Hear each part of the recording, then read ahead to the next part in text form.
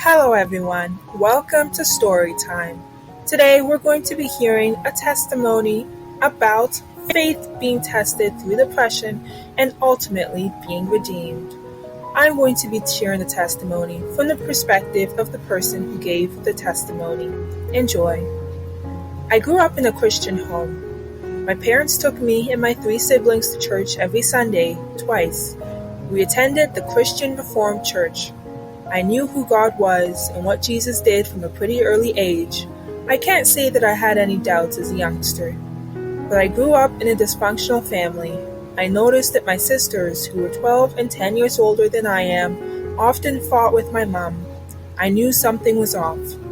When he got to high school, my brother, who was 4 years older than me, avoided my mom even though he was the favored one because he was the boy. He would come home after school, watch a movie, eat dinner, and disappear to his room. I was a super active kid. I played a lot outside, either with my brother or with the neighbor kids. We lived on a dead-end street.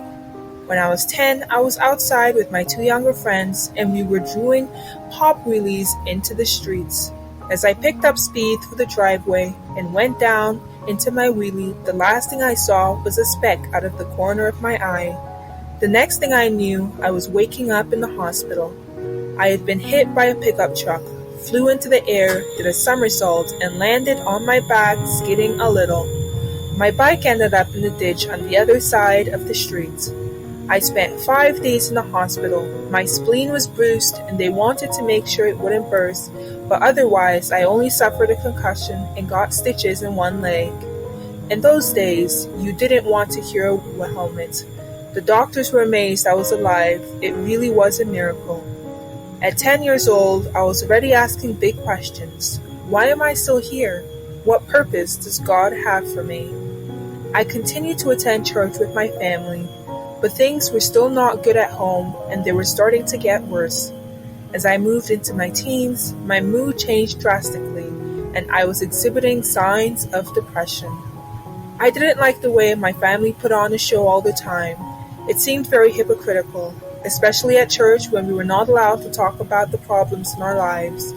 My parents' generation never talks about problems. They have to look good on the outside. Anything bad happening in the family would make the parents look bad. So even if my mom and I had a huge fight in the car on the way to church, I had to put on a happy face before we went in. I hated it. I attended high school youth group at my church, but as I was not allowed to really say anything about what was going on with me, I had to deal with the depression on my own. My oldest sister had become a youth leader at my church, mostly for my sake. My mother was very controlling, especially about our looks. She also tried to control the communication between me and my siblings and between us and our dad. My oldest sister would sometimes take me to Brookfield Zoo in the winter.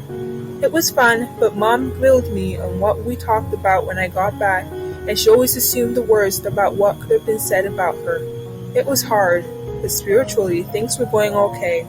I made profession of faith in the fall of my junior year. I've always played sports. In my early high school years, I played sports year-round. I was in marching band in the fall, on the basketball team during the winter, and on the softball team in the spring.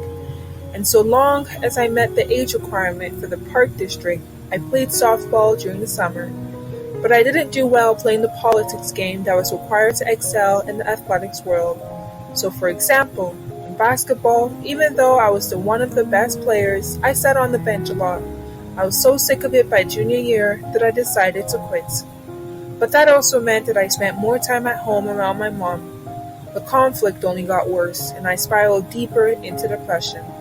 I was still attending youth group at church 3 Sunday nights per month, but during the 4th Sunday when my parents were at their Bible study, I would go to the kitchen and cut the top of my arm wood with a knife.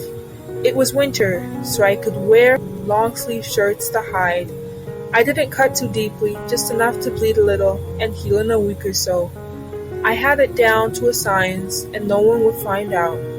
My sisters noticed that something wasn't right. Having gone through depression themselves, they knew what signs to look for and urged my mom to get me into counseling. Finally, she took me to see a Christian psychiatrist. There, my mom learned I had been cutting myself. She was shocked and appalled, as if she was the only one hurt by it. She also blamed my mood shifts on my bike accident from childhood. I was diagnosed with depression and put on Prozac. I immediately went into a manic phase. I had promised I wouldn't cut anymore, but I soon began cutting and hiding it again.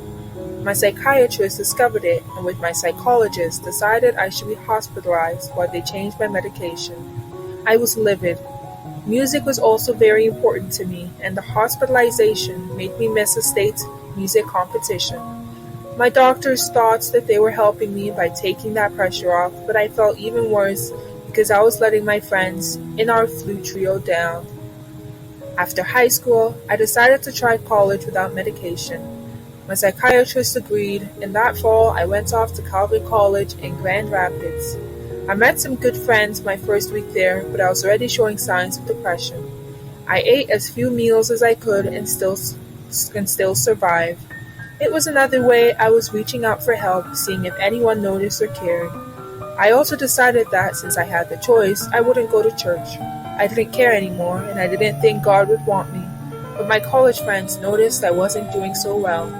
As it turned out, my friend Christy suffered from depression and anxiety, and she was a pastor's daughter. I was surprised because I had decided that depression and God were incompatible.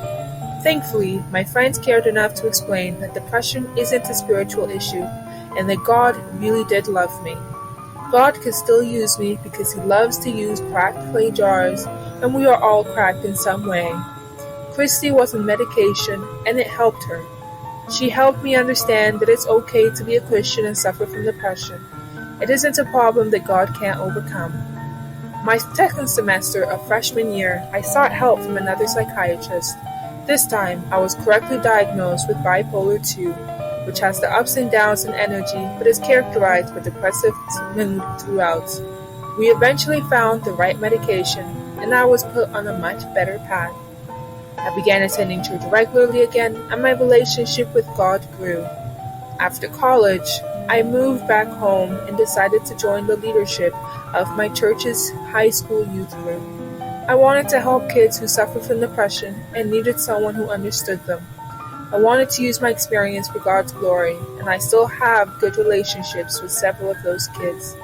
I have been through many hopeless places, but God has always been with me, and I thank God that even someone who went through a period of severe doubt could be used by Him to encourage and help others.